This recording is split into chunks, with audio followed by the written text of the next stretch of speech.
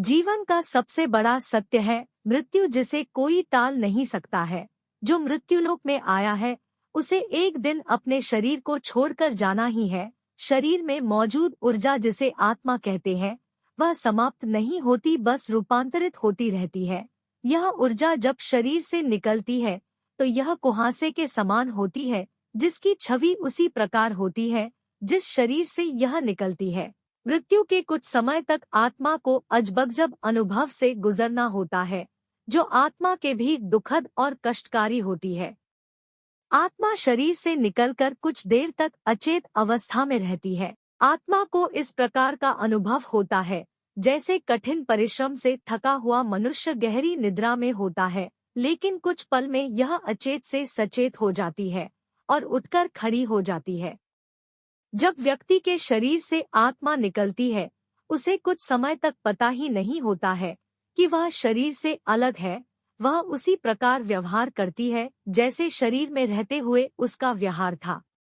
शरीर से निकलकर खड़ी आत्मा अपने सगे संबंधियों को पुकारती है, लेकिन उसकी आवाज कोई सुन नहीं पाता है। इससे आत्मा को बेचैनी और छटपटाहट होने लगती है। आत्मा परेशान होकर सभी लोगों से कुछ कहना चाहती है, पर उसकी आवाज बस उस तक ही गूंज कर रह जाती है, क्योंकि वह भौतिक नहीं अभौतिक ध्वनि होती है और मनुष्य केवल भौतिक चीजों को ही महसूस कर सकता है।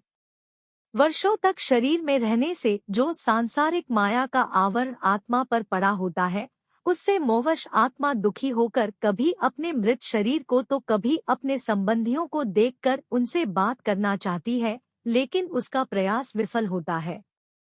आत्मा कोशिश करती है कि वह फिर से शरीर में प्रवेश कर जाए, लेकिन यम के दूत उसे शरीर में प्रवेश नहीं करने देते। धीरे धीरे व्यक्ति की आत्मा यह स्वीकार करने लगती है कि अब जाने का वक्त हो गया है। मोह का बंधन कमजोर होने लगता है और वह मृत्यु लोक विदा होने के लिए तैयार हो जाती है।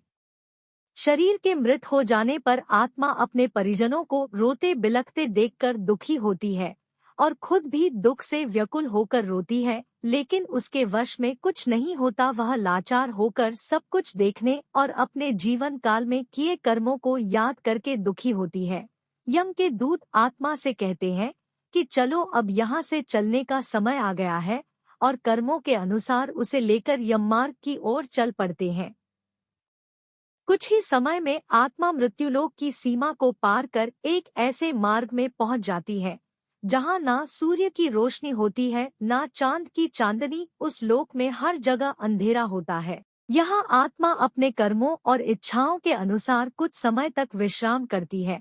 कुछ आत्माएं जल्दी शरीर धारण कर लेती है, तो कुछ लंबे समय तक विश्राम के बाद अपनी इच्छा के अनुसार नया शरीर धारण करती है।